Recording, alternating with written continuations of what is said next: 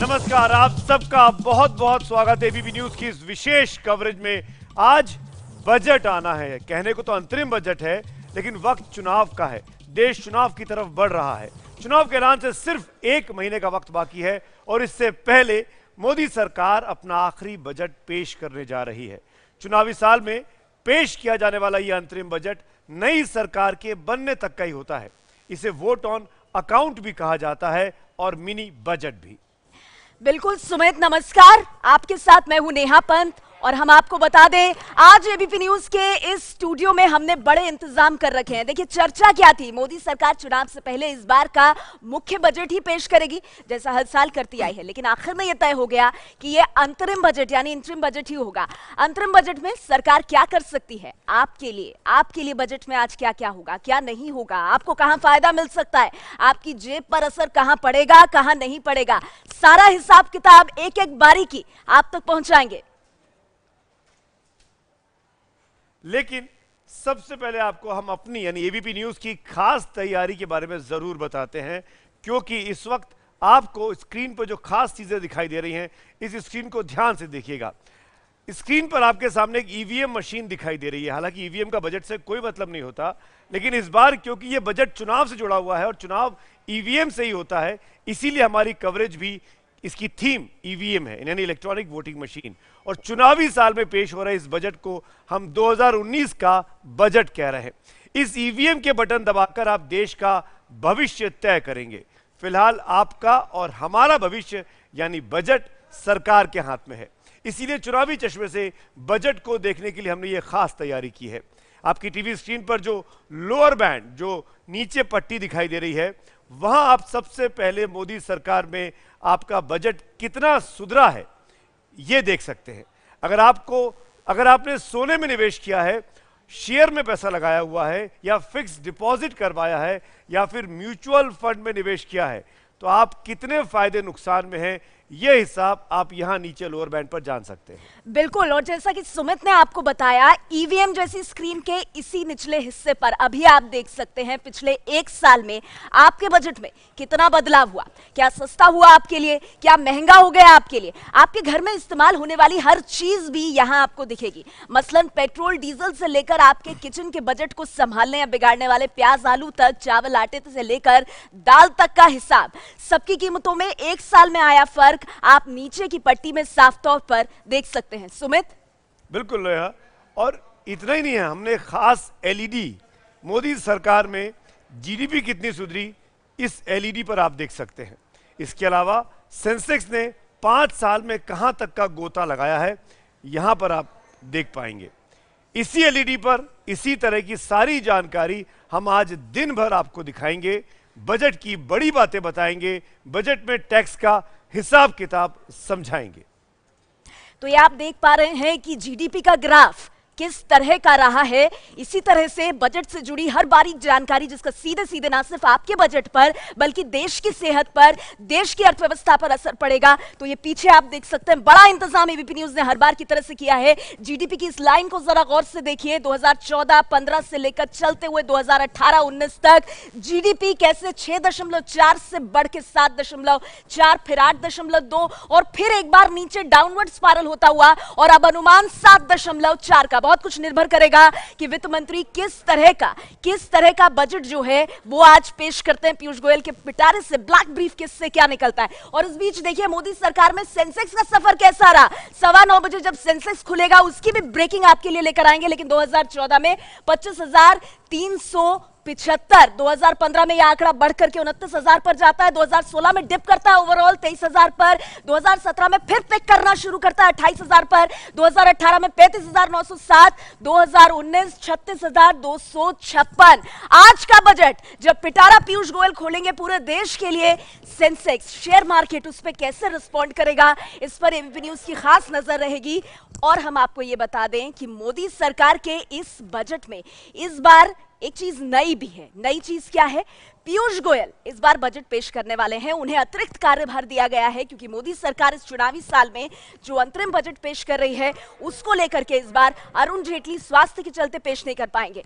तो अब देख लीजिए आप, साल 2014 से सत्ता में आने के बाद से अरुण जेटली वित्त मंत्री के रूप में बजट पेश करते आए हैं। वो तस्वीरें हम आपके लिए निकाल कर आए हैं, लेकिन इस बार पीयूष गोयल वित्त मंत्री के तौर पर बजट पेश करेंगे और सेहत खराब होने के चलते अरुण जेटली अमेरिका में हैं। इसीलिए साल 2019 में अंतरिम बजट का काला सूटकेस पीयूष गोयल के हाथों ही खुलेगा।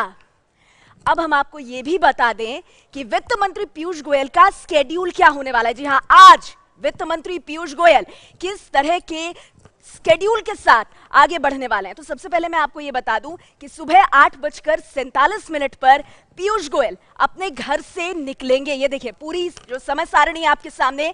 पीयूष गोयल अपने घर से निकलेंगे सुबह 8:47 पर देश का बजट लिए हुए। उनके पिटारे में क्या होगा, उनके ब्रीफकेस से क्या निकलेगा, इस पर हर भारतीय की नजर। फिर सुबह 8:55 पर नॉर्थ ब्लॉक में वो अपने दफ्तर पहुंचेंगे। नॉर्थ ब्लॉक के बाद जो अगला पड़ाव है वो राष्ट्रपति भवन होने वाला है। तो सुबह 9:40 पर नॉर्थ ब्लॉक से राष्ट्रपति भवन के लिए निकल जाएंगे वित्त मंत्री पीयूष गोयल। उनका आज का स्केड्यूल हम आपको बता रहे हैं, जिसमें 9:45 पर बजट की कॉपी के साथ राष्ट्रपति से मिलेंगे। फिर जान लीजिए ये इंटरिम बजट है, ये वोट ऑन अकाउंट है। ये सिर्फ 4 महीने के लिए, जब तक नई सरकार नहीं आती, सरकारी काम के खर्चे के लिए बजट पेश किया जाएगा। सुबह 9:45 पर राष्ट्रपति से बजट पेश करके अप्रूवल लेंगे। सुबह 9:55 पर बजट ब्रीफकेस के साथ संसद भवन पहुंचेंगे पीयूष गोयल वित्त मंत्री। सुबह 10:20 पर प्रधानमंत्री मोदी की अध्यक्षता में कैबिनेट की बैठक होगी। स्टैंप ऑफ अप्रूवल लिया जाएगा प्रधानमंत्री से, कैबिनेट से, क्योंकि यह औपचारिकता होती है एक। सुबह 10:20 पर औपचारिक तौर पर बजट को कैबिनेट की बैठक में पीएम की अध्यक्षता में मंजूरी मिल जाएगी और सुबह 11 बजे संसद की कार्यवाही शुरू होगी और लोकसभा में वित्त मंत्री पीयूष गोयल बजट पेश करेंगे सुबह 11:05 पर। याद रखिएगा 2019 का बजट है ये, चुनावी साल का बजट है ये। अंतरिम बजट भले ही इसे कहें, लेकिन चुनाव को लेकर क्या कुछ लोक लुभावन वादे किए जाएंगे, किस तरह से इन वादों को पूरा करेगी सरकार, इस पर हमारी नजर होगी। सुमित। बिल्कुल नेहा, और अभी बता दें दर्शकों को कि अभी बजट में वक्त है, लेकिन पीयूष गोयल साहब जो पहली बार बजट पेश करने पहुंच रहे हैं, उनकी धड़कनें कितनी बड़ी होंगी। पीयूष गोयल साहब के घर पे क्या चल रहा है, ये तस्वीरें इस वक्त आप लाइव देख पा रहे हैं। हालांकि अंतरिम बजट अंतरिम वित्त मंत्री ही पेश कर रहे हैं, उनको ये एडिशनल कार्यभार दिया गया है, लेकिन उनके घर के दरवाजे अभी बंद है पीयूष गोयल के। आज दोपहर के बाद बजट पेश करने के बाद वो पत्रकारों से मिलने वाले हैं, लेकिन फिलहाल सन्नाटा है उनके घर के बाहर। ये तस्वीरें आप इस वक्त देख पा रहे हैं। पीयूष गोयल की क्या तैयारियां होंगी और पीयूष गोयल कैसे अपने इस अंतरिम बजट के जरिए अपने बॉस यानी नरेंद्र मोदी और अपने वोटर को खुश कर पाते हैं।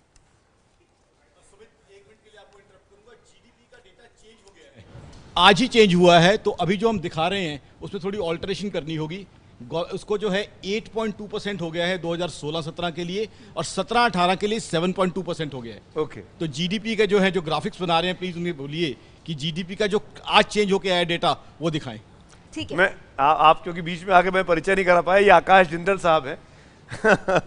इनका किसी परिचय के मोहताज नहीं है, एक्सपर्ट है। आपका स्वागत है। धन्यवाद। तमाम पैनल यहाँ मौजूद है, उनका मैं परिचय भी कराऊंगा आपके साथ, लेकिन सबसे खास बात यह आज के इस बजट के दौरान जो ध्यान रखनी होगी कि क्या ये बजट भारतीय जनता पार्टी की सरकार को, एनडीए की सरकार को 16 मई के बाद दोबारा सत्ता पर बिठवा पाएगा कि नहीं बिठवा पाएगा।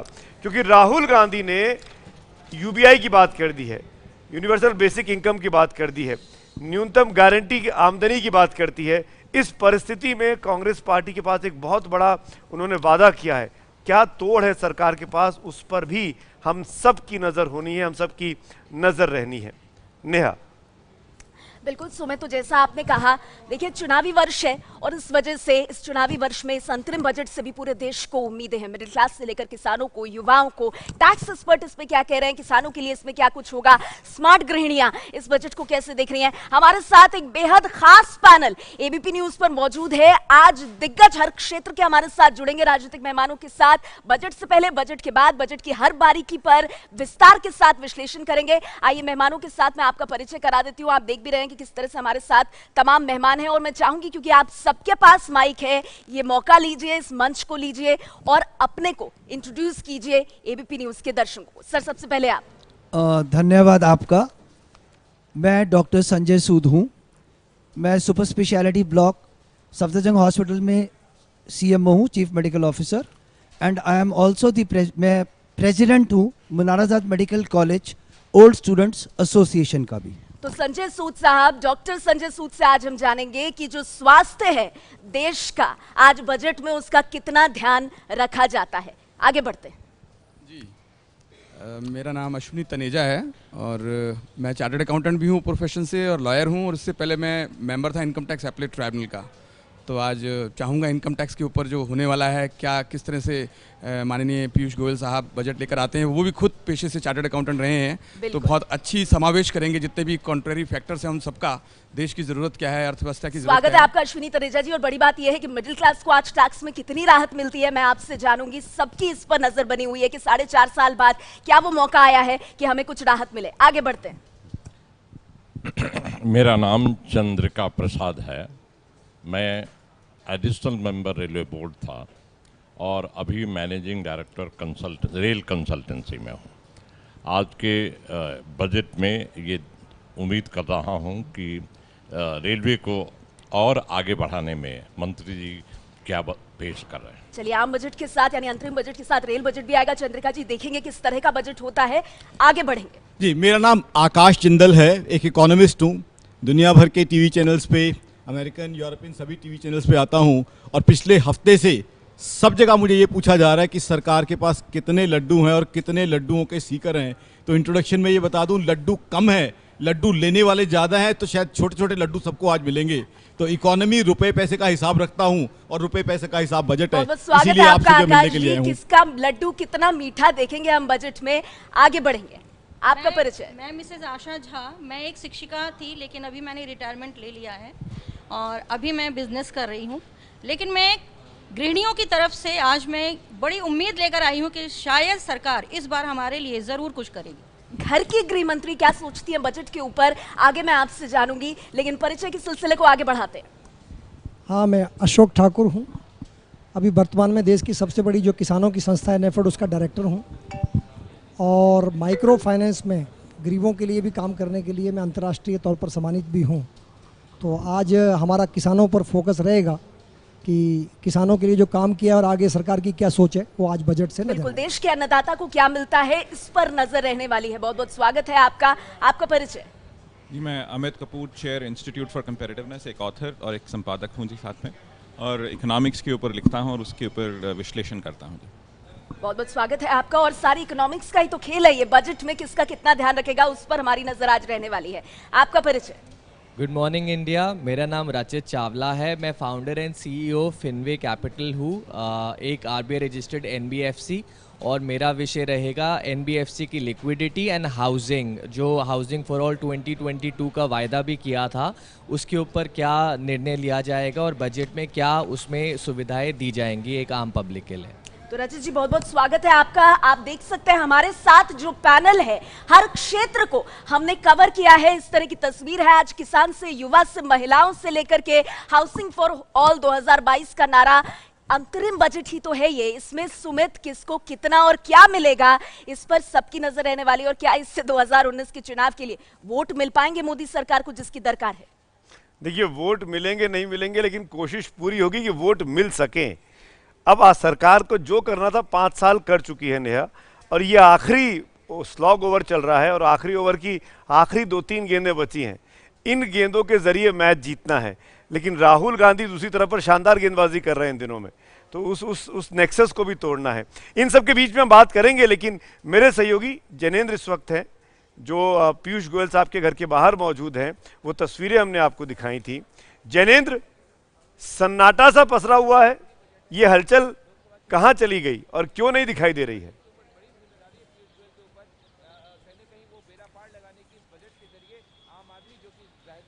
जी हाँ सुमित, सन्नाटा है जरूर, लेकिन धीमे धीमे सन्नाटा जो है वो छट रहा है। दरवाजा खुला है कुछ देर पहले, मंत्री के जो स्टाफ है वो अंदर गए हैं और जैसा नेहा ने दर्शकों को बताया कि तकरीबन 8:45 के आसपास पीयूष गोयल यहां से निकलेंगे वित्त मंत्रालय के लिए, तो उसी का इंतजार हो रहा है, मंत्री जी का इंतजार हो रहा है, उनकी पहली झलक का इंतजार हो रहा है और इंतजार हो रहा है 9 बजे के आसपास जब वो वित्त मंत्रालय में फोटो ऑप करेंगे सूटकेस के साथ बजट के राष्ट्रपति भवन से पहले निकलने के लिए। फिलहाल अभी सन्नाटा नहीं कह सकते क्योंकि मीडिया का जमावड़ा है और अंदर जाहिर सी बात है वित्त मंत्री का कार्य देख रहे पीयूष गोयल अपने पहले बजट भाषण की तैयारियां जो है वो कर रहे होंगे और उसके लिए कहीं ना कहीं मन बना रहे होंगे। जी सुमित।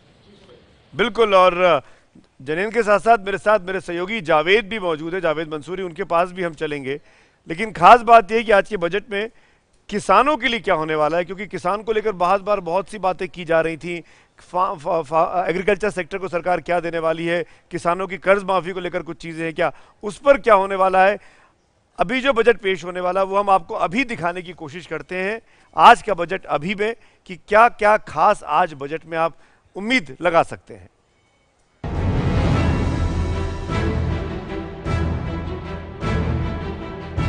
मध्य प्रदेश, राजस्थान और छत्तीसगढ़ में बीजेपी की हार का एक बड़ा कारण किसानों का गुस्सा माना गया। कांग्रेस ने जिस तरह से किसानों की कर्ज माफी का ऐलान कर वोटों की फसल काटी, उसने बीजेपी की चिंता बढ़ा दी। इसलिए माना जा रहा है इस चुनावी बजट में मोदी सरकार किसानों के लिए कुछ बड़े ऐलान कर सकती है। सूत्रों के मुताबिक सरकार 4 बड़े कदमों का ऐलान कर सकती है। पहले तेलंगाना और उड़ीसा की तर्ज पर किसानों को बुआई सीजन से पहले होने वाले खर्चे का भुगतान। इसके तहत एक तय रकम के तौर पर एक मुश्त पैसा सीधा देश के किसानों के खाते में भेजने की योजना है। सूत्रों के मुताबिक ये तय रकम 10,000 रुपए या उससे कुछ ज्यादा हो सकती है। किसानों के लिए दूसरा ऐलान मध्य प्रदेश में शिवराज सरकार के समय शुरू की गई भावांतर योजना को देश भर में लागू करने का हो सकता है। योजना के मुताबिक न्यूनतम समर्थन मूल्य और बिक्री मूल्य में जो अंतर आएगा उतना पैसा सीधे किसानों के खाते में भेज दिया जाएगा। ये योजना खरीफ के पिछले फसल सीजन से ही लागू किए जाने की संभावना है। इसके अलावा किसान क्रेडिट कार्ड की सुविधा, खेती के अलावा मत्स्य पालन, दुग्ध उत्पादन और मधुमक्खी पालन जैसे सहयोगी कामों में लगे लोगों को भी देने का ऐलान संभव है। वहीं प्रधानमंत्री फसल बीमा योजना में आ रही शिकायतों को दूर करने के लिए किसानों को प्रीमियम सरकार की तरफ से दिए जाने का ऐलान हो सकता है। संभव है किसानों को और सस्ती दर पर कर्ज दिए जाने का ऐलान भी हो जाए। तो देखा आपने, सरकार क्या क्या कर सकती है, ये उम्मीद लगाई जा रही है किसानों के मामले में। मेरे साथ अशोक ठाकुर साहब मौजूद हैं।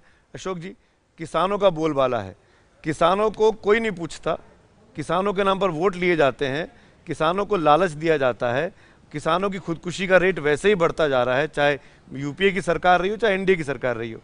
आपको क्या लगता है कि कर्ज माफी की बात राहुल गांधी कर 3 राज्य जीत चुके हैं, आज क्या होने वाला है? देखिए, आज तो मुझे बहुत उम्मीद है, इंटरिम बजट होने के बावजूद मुझे लगता है कि कुछ अच्छी किसानों के लिए जो है वो खुशी की जो है घोषणाएं हो सकती है, उनको खुशखबरी मिल सकती है। लेकिन मैं एक बात जरूर कहना चाहता हूं यहाँ, क्योंकि आपने मुझे ये मंच दिया, मैं आपका बहुत आभारी हूँ एबीवीपी का। जी, पिछले दिनों में किसानों के नाम पर जो बहस चल रही है, मुझे लगता है वो बहस का आधार ही गलत है। मैं आज तक किसानों के मामले में जितने लोग भी मुद्दे उठाते हैं उनसे एक ही बात पूछता हूं कि आप सब बातें करते हैं, समस्या की बात करते हैं, हल की बात कोई करता नहीं। हल क्या है, उसको लेकर काम क्या हो रहा है, उस पर चर्चा नहीं करते। ठीक है। पिछले दिनों में सरकार ने किसानों की अलग अलग समस्याओं को इंगित करके एक एक करके जो है उनके लिए काम किया है, उस पर बहस होनी चाहिए। हाँ। उस पर आंकड़ों के साथ बहस होनी चाहिए ताकि किसानों को भी पता लगे कि उनके लिए जो काम हो रहा है। हाथ कंगन को आरसी क्या, सुनिए ना अशोक जी, किसान अगर हमारे साथ मौजूद है और जो आप कह रहे हैं कि जो किया किसानों के लिए, आंकड़ों से और जमीनी हकीकत जानने के लिए किसानों के बीच क्यों नहीं चलते हैं, तो वही कर लेते हैं हम। सीधे आपको हम मानेसर लेकर के चलेंगे। स्वराज इंडिया द्वारा मानेसर में किसान का बजट कार्यक्रम रखा गया है। जावेद मंसूरी मेरे सहयोगी वहां मौजूद हैं और उनके साथ स्वराज इंडिया के योगेंद्र यादव मौजूद हैं। 8 बजे से लेकर 3 बजे तक आज बजट पर किसानों को लेकर क्या मिला, चर्चा होगी। जावेद, 11 बजे का इंतजार हो रहा है, वित्त मंत्री के अंतरिम बजट के पिटारे से किसानों के लिए क्या निकलेगा, इस पर वहां किसान और खास तौर पर योगेंद्र जी क्या उम्मीद लगाए बैठे?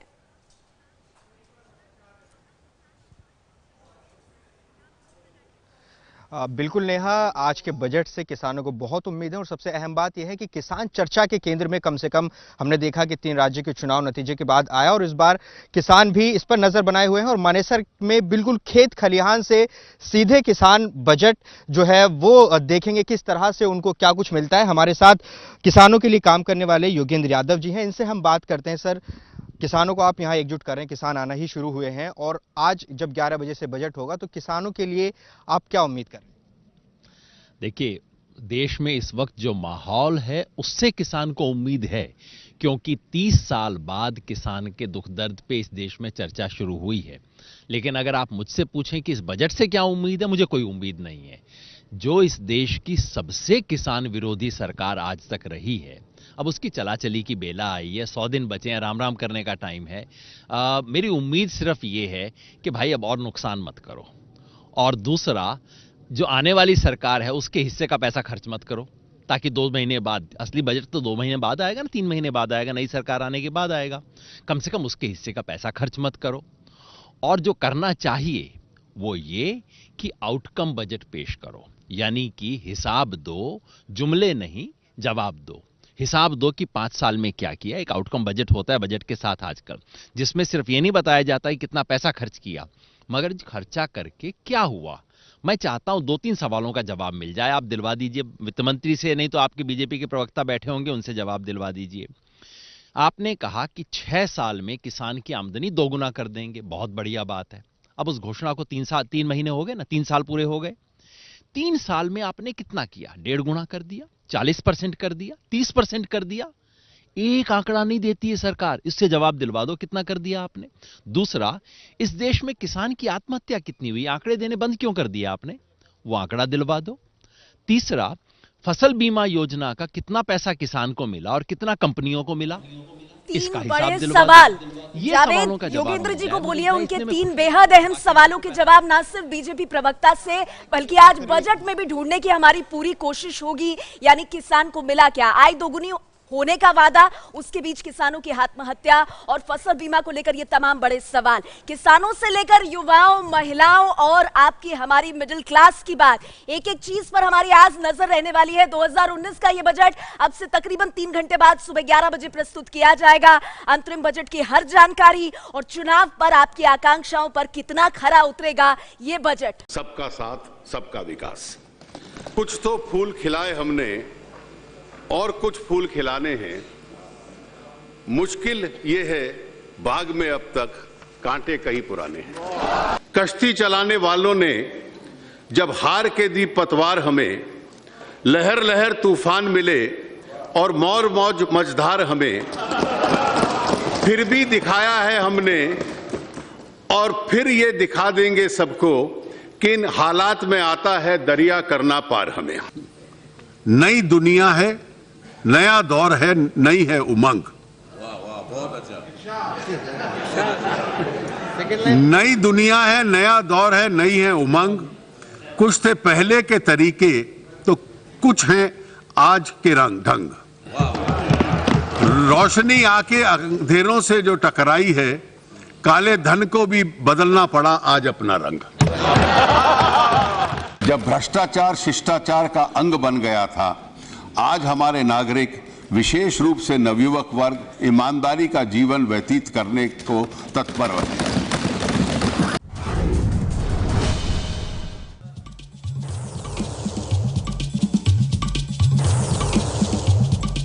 तो 2.5 घंटे से भी कम का वक्त बाकी है जब पीयूष गोयल संसद में अपना ये अंतरिम बजट पेश करेंगे, अंतरिम वित्त मंत्री के तौर पर।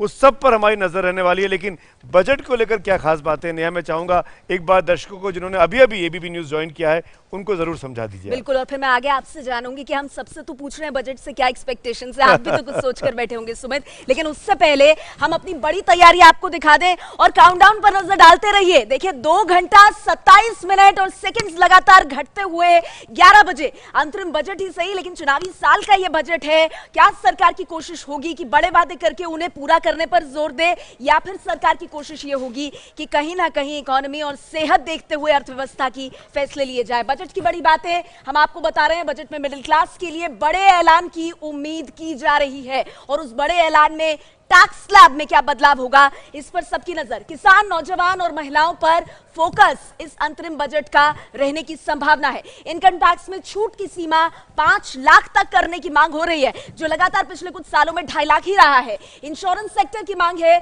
कि हेल्थ इंश्योरेंस पर छूट बढ़े। पीयूष गोयल क्या इस मांग पर कोई फैसला लेंगे? क्या बजट में कोई फैसला सामने आएगा? चुनाव से पहले आखिरी बजट 2.5 घंटे बाद पेश होगा। अब से 2.5 घंटे बाद सुबह 11 बजे सबकी नजर देश के बजट पर। और हम आपको बता दें, मोदी सरकार 2014 से अब तक 5 बार बजट पेश कर चुकी है। इन 5 बजट्स में कौन कौन से बड़े ऐलान हुए, पहले वो सुनिए, फिर हम आपको उन ऐलानों का स्टेटस बताएंगे और एक्सपर्ट से पूछेंगे कि इस बार नए कौन से ऐलान हो सकते हैं।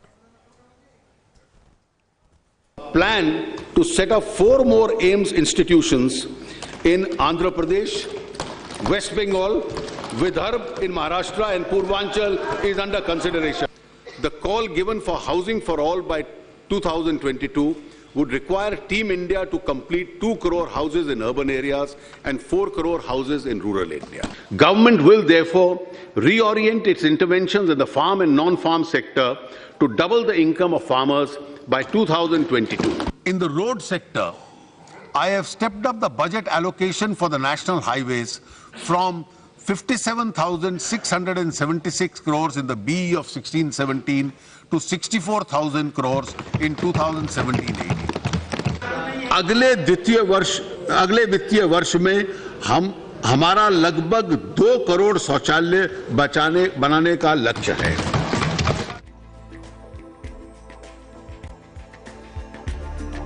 वादों की फहरिस्त आप देख रहे हैं। 2014, 15, 16, 17 नए एम्स से लेकर के हर आदमी को घर, किसानों की आमदनी दुगनी, नेशनल हाईवे के लिए बजट और शौचालय, ये वादे कितने पूरे हुए, बड़ी तस्वीर इस पर नजर रहेगी। लेकिन हम आपको बता दें, 2014 से लेकर 2018 तक किए गए ऐलानों की लिस्ट काफी लंबी है। आपने भी देखा, साल 2014 में आंध्र प्रदेश, पश्चिम बंगाल, विदर्भ, पूर्वांचल में नए एम्स का ऐलान किया गया, जैसा हमने आपको बताया। इसके बाद साल 2015 से लेकर 2022 तक, ये देखिए स्टेटस क्या है वो बता दें। 2014 में ऐलान स्मार्ट सिटीज का किया गया, 2023 तक वो अमल में आएगा। ऐलान 2019 तक हर घर में शौचालय 9 करोड़ तक हो गया है। ऐलान ये किया गया 2022 तक सबके लिए घर, अभी तक 1 करोड़ 30 लाख घर बने। ऐलान नदियों को जोड़ा जाएगा, इस पर कोई ठोस काम फिलहाल शुरू नहीं हुआ है। बजट का ऐलान, मुद्रा बैंक 7,26,000 करोड़ लोन बांटा गया सरकारी आंकड़ों के मुताबिक। ऐलान, प्रधानमंत्री सुरक्षा बीमा योजना 14 करोड़ 27 लाख तक का बीमा। स्किल इंडिया मिशन 34 लाख लोगों को इसके तहत ट्रेनिंग दी गई है।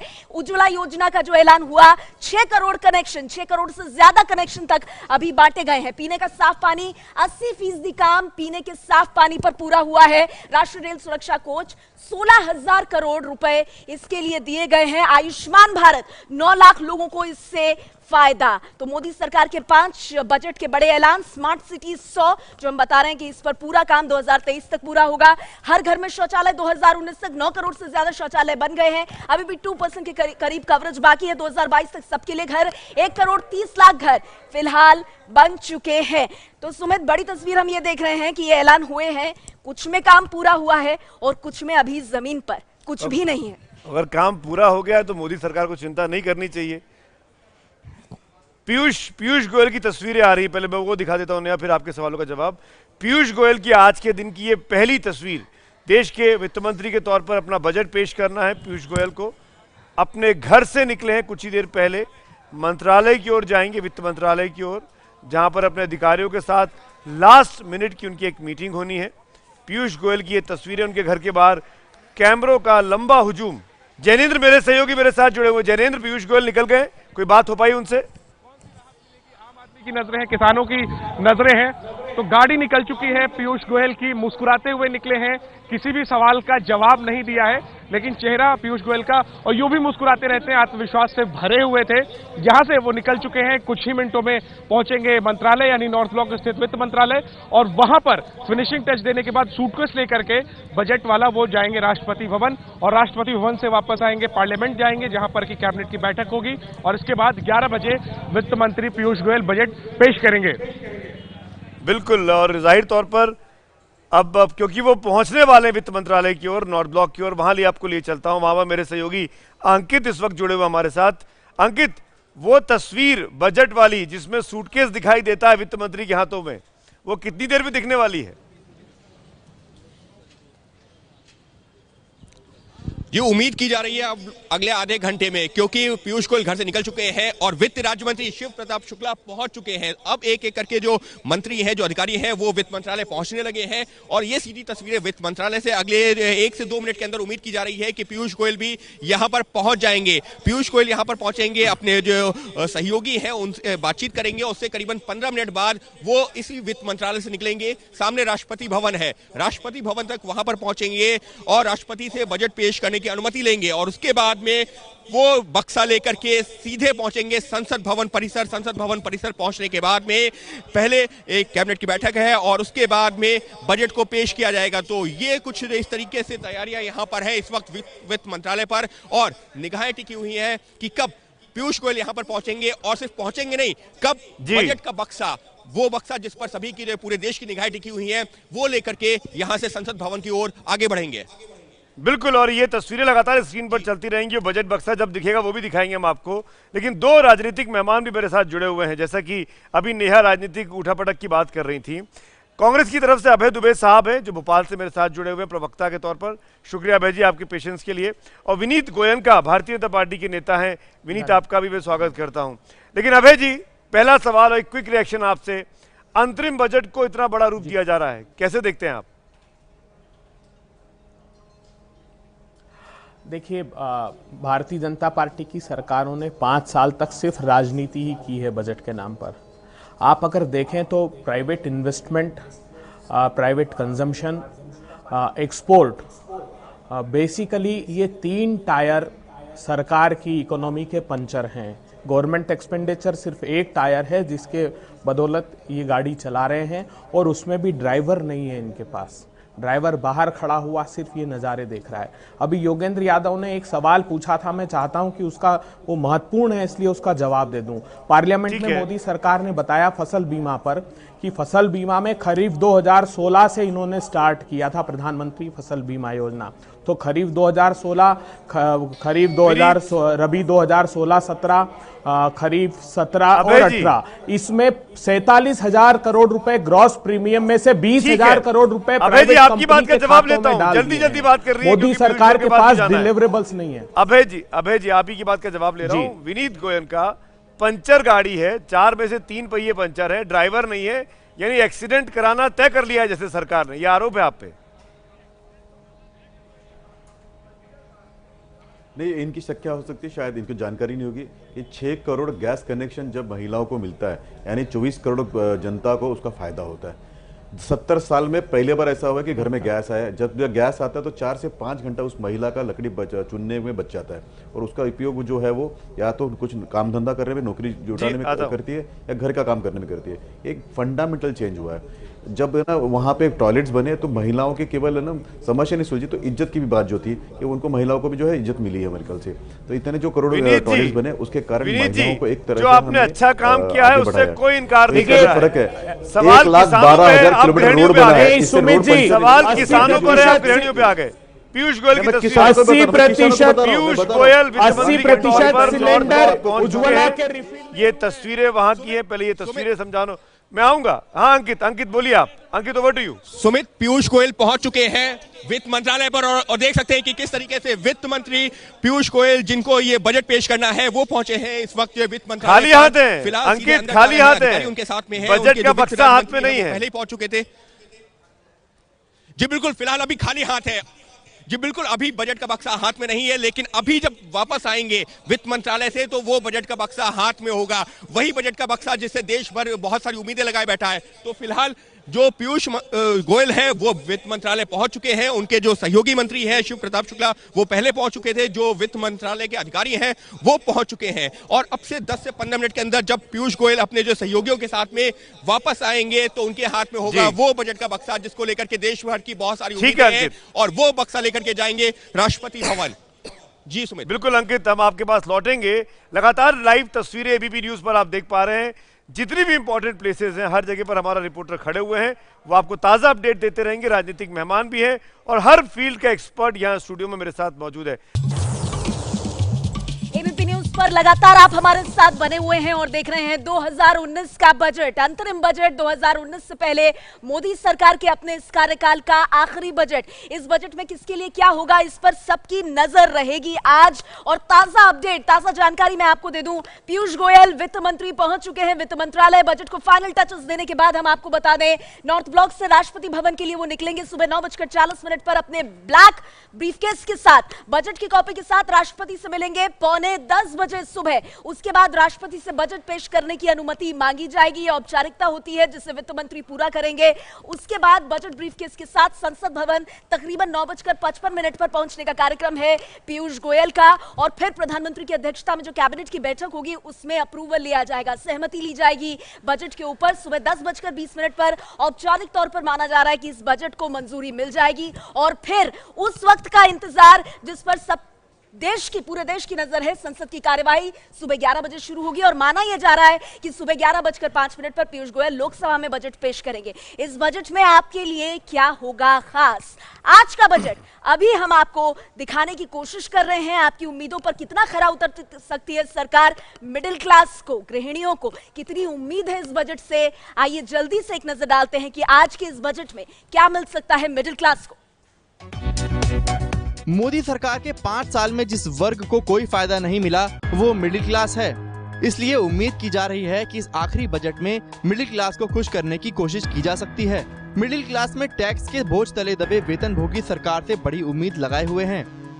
इस बात की संभावना है कि बजट में इनकम टैक्स की छूट की सीमा बढ़ाई जा सकती है। चर्चा थी कि इसे 2.5 लाख से बढ़ाकर 4 लाख किया जा सकता है, पर सूत्रों के मुताबिक खजाने पर पड़ने वाले बोझ को देखते हुए छूट की सीमा में बहुत ज्यादा इजाफा नहीं होगा। हालांकि इसकी भरपाई सेक्शन 80C का दायरा बढ़ाकर की जा सकती है। फिलहाल 80C के तहत सिर्फ 1.5 लाख की छूट मिलती है, जिसे और बढ़ाया जा सकता है। बजट में नेशनल पेंशन स्कीम के तहत टैक्स छूट बढ़ाने का ऐलान हो सकता है। वहीं स्टैंडर्ड डिडक्शन की सीमा भी 40,000 से बढ़ाई जा सकती है। सैलरी के अलावा मिडिल क्लास की दूसरी बड़ी चिंता घर को लेकर होती है। लोगों को उम्मीद है कि सरकार को होम लोन से मिलने वाली टैक्स छूट को बढ़ाया जाना चाहिए। अभी ये छूट 2 लाख रुपए की है। सूत्रों के मुताबिक इसे लेकर कोई नया ऐलान होना मुश्किल है। हालांकि सस्ते घरों पर टैक्स छूट जारी रह सकती है। राष्ट्र निर्माण में मिडिल क्लास ने बड़ा योगदान दे दिया। क्या इस अंतरिम बजट में मिडिल क्लास को कुछ राहत मिलेगी? टैक्स एक्सपर्ट अश्विनी तनेजा जी हमारे साथ है। टैक्स स्लैब में बदलाव आमतौर पर अंतरिम बजट में कई सालों से हुआ नहीं है, लेकिन कुछ रियायत, कुछ राहत अश्विनी जी मिल सकती है मिडिल क्लास को इस बार? हर बार की तरह ये प्रश्न इस बार भी आएगा कि जनता क्या चाहती है और अर्थव्यवस्था के लिए सही। माइक। हर बार की तरह इस बार भी ये प्रश्न आएगा कि जनता क्या चाहती है और अर्थव्यवस्था के लिए सही क्या है। लेकिन मुझे लगता है चूंकि इलेक्शन ईयर है तो जनता क्या चाहती है इस पे पूरा ध्यान देना होगा सरकार को, और सरकार देगी। सीधे सीधे बताइए ना, क्या टैक्स स्लैब 2.5 लाख से बढ़ के 4 लाख, 5 लाख, अखबारों में तो 8 लाख भी छप रहा है। देखिए, वो 8 लाख की जो बात है उसके पीछे कारण ये है कि जो इकोनॉमिकली वीकर सेक्शन सोसाइटी के लिए रिजर्वेशन की बात लेकर आए हैं, वहाँ फैमिली की आय 8 लाख तक मानी गई है कि उससे नीचे तक की आय को। तो आपको क्या लग रहा है सरकार क्या कर सकती है? 3.5 लाख, 5 लाख, क्या इतना भी जा सकती है? मुझे लगता है सरकार को एग्जम्पशन लिमिट बढ़ाने में कोई प्रॉब्लम नहीं होगी। राजस्व की पूर्ति दूसरी तरह से की जा सकती है, लेकिन प्रॉब्लम यह आएगी कि टैक्स बेस जैसे तैसे बड़ा है, नंबर ऑफ टैक्स पेयर्स ज़्यादा से ज़्यादा चाहिए, तो टैक्स नेट बड़ी मुश्किल से वाइड हुआ है। इसलिए मुझे लगता है 2.5 लाख से 3.5 लाख करने में भी उनको प्रॉब्लम होगी उस टैक्स बेस की वजह से। लेकिन ये हो सकता है कि वो दूसरी तरह से दें इसको। तनेजा जी, ये अंतरिम बजट है जी। ये काम जो भी सरकार करेगी वो अगली सरकार को झेलना पड़ेगा जी। अगली सरकार को भी उसके साथ सहमत होना चाहिए जी। या अगली सरकार बजट में लाके उन प्रावधानों को बदल देगी, ये भी हो सकता है। तो मेरा ये इसमें पूरे में कैच ये जो बात नेहा ने शुरू की थी कि अंतरिम बजट है, और अंतरिम बजट में सरकार अगर इस तरह के लोक लुभावन चीजें करती है चुनाव जीतने के लिए, तो जनता भी समझ चुकी है कि ये चुनावी साल है, ये चुनावी बजट है, तो उनके लिए आसान नहीं होने वाला है। जनता का मूड भी जान लेते हैं, जमीन पे चलते हैं। मेरे सहयोगी मनीष शर्मा ने बात की है जयपुर के लोगों से और जानना चाहा है कि वो इस बजट से क्या चाह रहे हैं। देश का बजट आज पेश किया जाएगा, वित्त मंत्री इस बजट को पेश करेंगे, लेकिन उससे पहले जयपुर के अलग अलग वर्गों से आने वाले लोग क्या सोचते हैं ये जानने के लिए इस वक्त मैं खड़ा हूं जयपुर के इन तमाम लोगों के बीच में। इनसे हम जानेंगे कि आखिर बजट को लेकर इनकी किस प्रकार की अपेक्षाएं। जी, आपका नाम जानना चाहूंगा, क्या काम करते हैं? सतीश बड़ाया मेरा नाम है, ज्वेलरी का बिजनेस है। बड़ाया साहब, क्या सोचते हैं आज जब बजट पेश होने जा रहा है, आपको क्या लगता है कि ये बड़ी चीज बजट का हिस्सा होनी चाहिए? सर, बजट जब भी आता है सबसे पहला सवाल जो होता है सबके मन में वो इनकम टैक्स का ही होता है। ये बात सरकार 8 लाख को न्यूनतम मान के आरक्षण घोषित कर रही है, तो कम से कम फिर जो मिनिमम स्केल है जो गवर्नमेंट वो टैक्स स्लैब उनको बढ़ाना चाहिए, जिससे आम आदमी को फायदा हो। कितना बढ़ाना चाहिए? अभी अगर हम बात करें तो पुरुषों के लिए 2.5 लाख और महिलाओं के लिए 3 लाख है। आप क्या चाहते हैं? सर कम से कम 4.5 से 5 लाख रुपए की स्लैब में तो ये जाना ही चाहिए। आपका नाम जानना चाहूंगा? श्याम बाबू विजयवर्गीय। क्या करते हैं विजयवर्गीय? चाय का बिजनेस। जी, आप बिजनेसमैन हैं, आप क्या सोचते हैं एक बड़ी चीज जो बजट में वित्त मंत्री को रखनी चाहिए? सब ये चाय के बारे में सोचना चाहिए कि आम पब्लिक के लिए रेट में कम हो। क्या ऐसा हो सकता है? कोई राय आपकी? राय यही है कि जो टैक्स है 5% जो मिनिमम है तो उसके हिसाब से क्वालिटी वाइज चाय भी आए। जी, यानी आप चाहते हैं चाय पे टैक्स जो है उसको कम किया जाए। जी, आपका नाम? मेरा नाम अविनाश जैन है। आयरन स्टील फैब्रिकेशन का बिजनेस है मेरा। आप क्या चाहते हैं अविनाश जी, क्या बड़ी चीज? तो ये माना कि जो जीएसटी का पूरा स्लैब है वही पूरा का पूरा ही कम हो। यानी जीएसटी खत्म कर देनी चाहिए या कम कर? खत्म तो नहीं होगी, कम होनी चाहिए। कम होनी चाहिए। जी, तो सुना आपने जयपुर के लोगों की राय, सबकी अपनी अपनी ख्वाहिशें हैं। दिबांग हमारे साथ, हमारे वरिष्ठ सहयोगी जुड़े हुए हैं। एक दिबांग का कमेंट जरूर लेना चाहूंगा। दिबांग, आपका क्या ख्वाहिश है? आप क्या चाह रहे हैं पीयूष गोयल से आज? और मैं क्या चाह रहा हूँ, ये मैं तो बहुत कुछ चाह रहा हूँ पर ये जो एक बात चल रही है कि क्या वो टैक्स दर में कटौती करेंगे, किस आधार पर करेंगे, ये सोचना पड़ेगा। क्योंकि ये तो साफ है कि किसानों के लिए ज़रूर कुछ होगा। यानी पूर्व वित्त मंत्री जो अब बिना विभाग के मंत्री हैं वो इशारा कर चुके हैं कि किसानों के लिए ज़रूर कुछ होगा, क्योंकि फार्म सेक्टर की बातें ऐसी हैं और वहाँ आघात इतना ज़्यादा है कि हम चुनाव परिणामों का इंतज़ार नहीं कर सकते। क्या आप ये बात टैक्स वालों के लिए कह सकते हैं? आप देखिए तो पूर्व में भी इंटरवेंशंस रहे हैं। यानी जब चिदम्बरम ने बजट किया था, उससे पहले जब प्रणब मुखर्जी ने बजट किया था, तब भी छूट दी गई है, लेकिन उसकी वजहें रही हैं। तो आप बिना वजह सिर्फ वोट लेने के लिए करना चाहते हैं या मिडिल क्लास हमारी कॉन्स्टिट्यूएंसी करना चाहते हैं, तो वो बात जमती नहीं है। तो मुझे बड़ी हैरानी होगी कि अगर वो बजट में टैक्स की छूट दें। चलिए, बड़ी बात आप कह रहे हैं, बहुत हैरानी होगी अगर छूट मिलती है कोई भी। लेकिन लोगों को, खासकर मिडिल क्लास को बहुत उम्मीद है, क्योंकि नोटबंदी और जीएसटी का सबसे अधिक असर किसी पर पड़ा है तो मध्यम वर्ग पर पड़ा है। ऐसे में मध्यम वर्ग उम्मीद कर रहा है कि उसका जो आमदनी है उसमें बचत हो, उसके लिए सरकार कुछ योजनाओं की टैक्स स्लैब्स में अंतर करके घोषणा करे। हम इस पर भी लौटेंगे, लेकिन एक छोटा सा विराम का वक्त हो रहा है। हम आपको बता दें, पीयूष गोयल वित्त मंत्री इस वक्त वित्त मंत्रालय में मौजूद हैं। कुछ ही देर में वो निकलने वाले हैं। जब वो राष्ट्रपति भवन जाएंगे वो तस्वीरें भी मैं आपको दिखाऊंगा। लेकिन फिलहाल एक छोटा सा विराम। एबीपी न्यूज पर यह बड़ी कवरेज 2019 का बजट लगातार जारी है। हिंदी में बजट, देश का बजट देश की भाषा में। 2019 का बजट हिंदी में सिर्फ एबीपी न्यूज पर। ये है एबीपी न्यूज, आपको रखे आगे।